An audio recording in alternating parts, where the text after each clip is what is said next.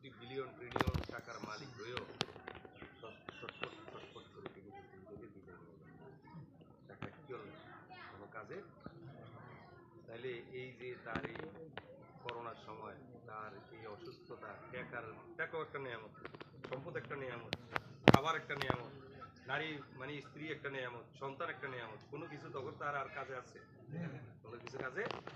তাইলে স্বাস্থ্য হইল সবচেয়ে বড় একটা। এখন করোনা কেন আসলো? করোনা আসার পরে যারা বুদ্ধিমান, উলিল আবরার আলবাব, এই উলিল আলবাব যারা, উলিল আফসার যারা, তারা বুঝতে পারছে যে আসলে এই যে আমরা শ্বাসটা নেই, পৃথিবীর অনেক নিয়ামত আপনি সকালে খান, দুপুরে খান, বিকালে খান, রাত্রে খান, আবার রাত নাইটেও খান, খাইতে পারেন, তেরি খান, কিন্তু বাদ দিয়ে সময় বাদ দিয়ে চাহিদা অনুযায়ী। কিন্তু একটা নিয়ামত আছে যেটা আমরা 24 ঘন্টা খান, কি সেটা? অক্সিজেন। শ্বাসের মাধ্যমে আপনি কি নিতেছেন? অক্সিজেন। কারণ শুধু শ্বাস হলে তো হইল, আপনার শ্বাসের সাথে যদি অক্সিজেন না থাকে তাহলে শ্বাসের সাথে কার্বন ডাই অক্সাইড। বুঝছেন কথা? বুঝছেন? আপনি যে শ্বাসটা নিতেছেন এটার সাথে কি আছে? অক্সিজেন আছে। এই যে অনেক সময় দেখেন আপনি রুগী যখন মুখ দিয়ে খাইতে না পারে তখন কিন্তু কিন্তু আপনি তো দেখতেছেন স্যালাইন, কিন্তু যাইতেছে কি? খাবার। আপনি দেখতেছেন কি? পানি। যাইতেছে কি? স্যালাইন। তা আপনি নিতেছেন শ্বাস, কিন্তু যাইতেছে কি? অক্সিজেন। এই গাছের আল্লাহ দায়িত্ব দিচ্ছেন যে তুই অক্সিজেন রান্না করছিস, আবার সূর্যে আগুন আছে, বাড়ির তলে পানি আছে, আর তুই পাতার মধ্যে পাতি।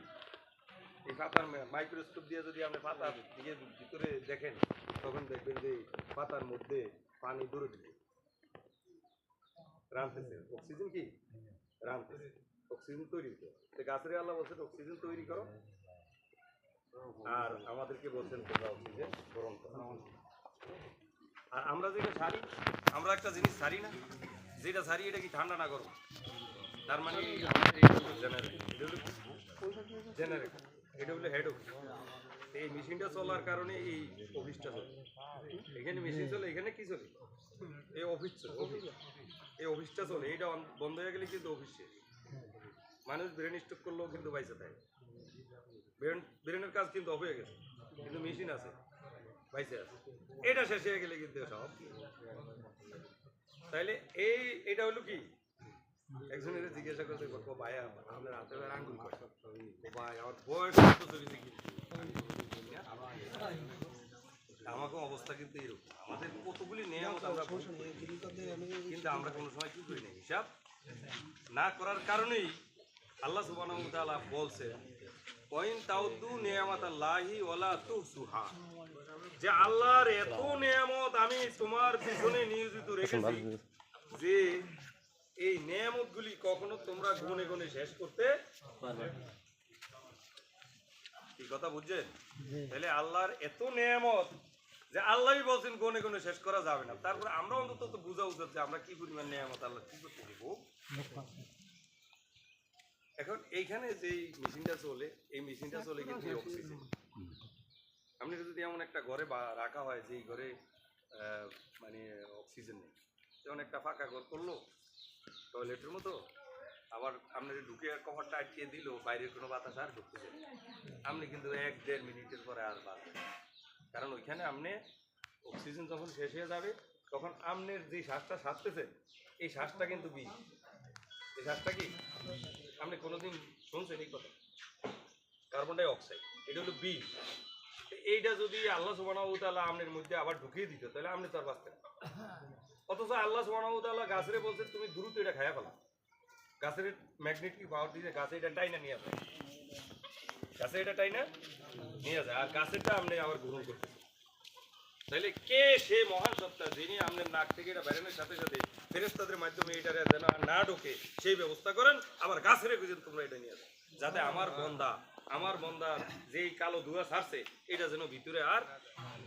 অথচ সেই জাতি বিড়ি খায়া এই মেশিনটা রেখে ফিরে আপনাকে এখানে বললাম কি লিখে, কারণ এই সমস্ত এলাকার মানুষই কিন্তু এই বিড়ির সাথে তাদের নিবিড় সম্পর্ক আছে, এই জন্য আমি কথা বলি। তাহলে যে আল্লাহ সুবহানাহু ওয়া তাআলা এই কালো ধোঁয়া যাতে ভিতরে আর না যায়, এই জন্য আল্লাহ সুবহানাহু ওয়া তাআলা ফেরেশতা দিয়ে ব্যবস্থা করলেন যে রোটেশন করে দিলেন, এইটা অক্সিজেন যাবে এই দিক দিয়ে যেন এই কালো ধোঁয়া গাছে নিয়ে যায়। তাহলে আল্লাহ এই ব্যবস্থা করলেন, কিন্তু আপনি কি করলেন? আপনি বিড়ি খায়া নিজের এই ইয়াটারে কি করে দিলেন? আপনার মেশিনটারে কি করে দিলেন? তাহলে এই মেশিনটা কার নেয়ামত? তাহলে এই নেয়ামত যে আপনি শেষ করলেন, আল্লাহর কাছে হিসাব দিতে হবে না? হিসাব দিতে হবে। অকালে আপনার মৃত্যু হবে, যক্কা হবে, টিবি হবে, বিভিন্ন রোগে আক্রান্ত হবেন, ডায়াবেটিস হবে, বিভিন্নভাবে আপনার ওই এই বিড়ির এই কালো ধোঁয়া ওই অক্সিজেনের সাথে সাথে আপনার সমস্ত শরীরে যায়, আপনার রক্তের নালীগুলি সংকুচিত হয়ে যায়, এক সময় আপনার ভিতরে ওই রক্ত যখন ওই লিভারে ঢুকতে না পারে, ফুসফুসে ঢুকতে না পারে, তখন আপনার ইয়ে হয়ে যায়, ব্লক হয়ে যায়। একদিন হঠাৎ করে কয় মারা গেছে, কেমনি কয় কি জানি, এখন হয়তো হাসপাতালে নিয়ে খুব হার্ট অ্যাটাক করছে, কিন্তু অনেকে কইতেও পারে না যে কি এটা করছে, ওইটা না। তাইলে আপাতত এই জিনিসটা আপনারা সাবধান থাকবেন। ধূমপান ক্ষতি করবে না, বিষ। ধূমপান করলে এই ব্যক্তি কিয়ামতের ময়দানে আত্মহত্যার কাতারে সামিল। মানুষ আত্মহত্যা করলে যেই দোষ ধূমপানে মানুষের কি হবে, সেই দোষ হবে, সেই দোষে সে দোষী হবে। আপনি বলেন ধূমপান কইরা আজ পর্যন্ত কেউ বলছে যে আরে আমি একটু আগে বিড়ি খেয়েছি, ক্ষুধাটা গেছি কি ভাত একটু পরে খাই? কোনো ক্ষুধা নিবারণ হয়? একটু সাদা খাইছি, পান খাইছি, ক্ষুধাটা গেছি কি একটু পরে ভাত, এরকম কথা কেউ কয়? কি সাদা পাতা দিয়ে জিরা মশলা জর্দা পাতা দিয়ে সেই পান খায়। আপনাকে এখানে অনেকই আছে পানের সাথে জর্দা খান না? জর্দা তো বিড়ি তো খায়, বিড়ি তো গুঁড়া খায়, আর এই খায় ডাইরেক্ট। দেখে কি খায়? গোটা পৃথিবী বলতেছে ধূমপানে বিষ পান, তামক হারাম। জর্দা মানে তামক থেকে, জর্দা মানে কি থেকে? তামক। আমাদের এক তো নিল, আমাদের বুঝলে একটু পান খেতেন, আমি দেখতাম সবসময় চুল লাগে নিতাম, সেই পান খেত, সাদা জর্দা খাইতো।